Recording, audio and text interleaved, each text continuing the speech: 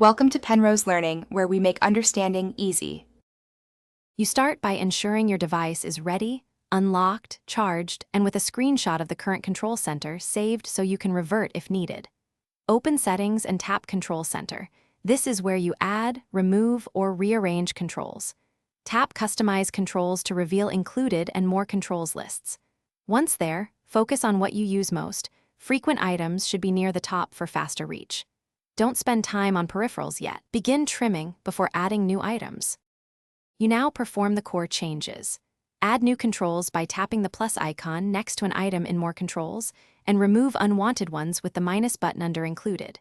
To reorder, press and hold the 3-line handle, then drag your chosen control higher or lower. Reordering reduces thumb travel, which matters when you use the control center one-handed.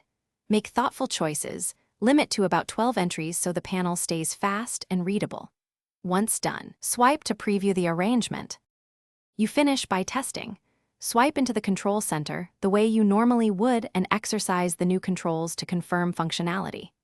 If a control is missing, make sure it wasn't restricted by screen time, then restart the device and reopen Settings Control Center.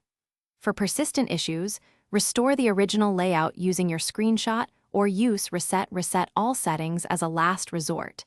This clears preferences but preserves data. One tip: check for iOS updates if controls behave erratically. Thanks for watching. If this was helpful, leave a like and consider subscribing. See you next time.